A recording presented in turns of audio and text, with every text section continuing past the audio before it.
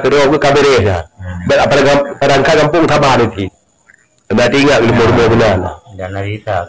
Dan ada tak kena ataupun mohon ke ni.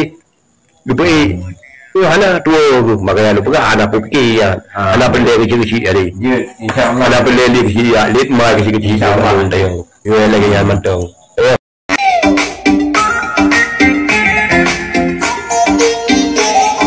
Assalamualaikum warahmatullahi wabarakatuh. Saudara sekalian, pada kesempatan ini kita melihat sebuah video pernyataan daripada Bang Kuboy Guruka.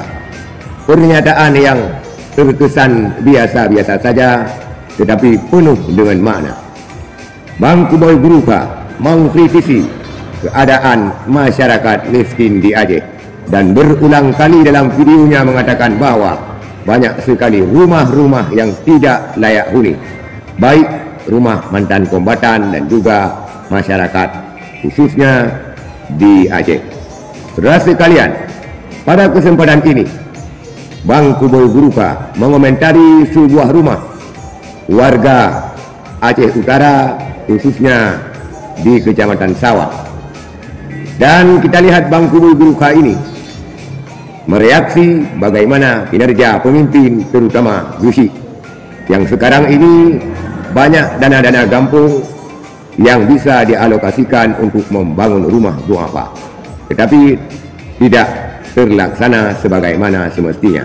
Begitu juga banyak dana otonomi khusus di Aceh, tetapi berserakan rumah-rumah yang tidak layak huni, bahkan hampir roboh. Bang Kuboy ini mengatakan tidak ada fungsinya sama sekali Gusi yang memimpin desa, bahkan tidak cukup dengan 6 tahun, minta tambah sampai 8 tahun sampai dengan berdemo di kantor Gubernur Aceh. Kita lihat dulu video Bang Kuboy Guruka. Assalamualaikum warahmatullahi wabarakatuh. Nandung Sumarni. Berarti kau nyan kalon. Kan? Nyan balik kalon. Berarti kau di Aceh Timur mentong. Naik kerja lagi yang berarti kan agak rumah benar. Berarti kecil. Hana kerja tepu, hana peduli tepu kecil. Ya. Karena tu yang nak haji, tapi anak tinggal juga. Ya, betul. Anak tinggal gitu. Kau kan pergi pada haji. Kita mau amu perang kawak yang benda tinggal. Tapi anak tinggal di sini. Karena kedua ke kaberes dah. Pada kampung Thabar itu. Berarti ingat rumah-rumah benar. Dan narita. Dan ada tak kena ataupun mohon ke ni. Hana tua makanya lupa kan anak pukki ya. Anak beli kecil-kecil hari. Insyaallah. Anak beli kecil ya, lihat mai kecil-kecil sama tayang. Yo lagi yang mentong.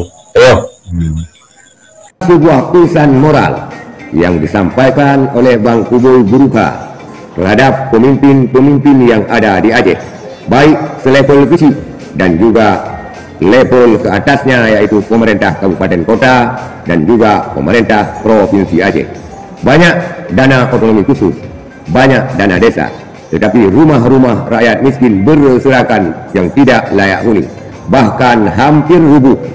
Saudara sekalian, tidak cukup dengan jabatan 6 tahun. Gusi malah meminta tambah jabatan sampai 8 tahun dengan mengabaikan undang-undang pemerintahan Aceh ataupun UU-PA.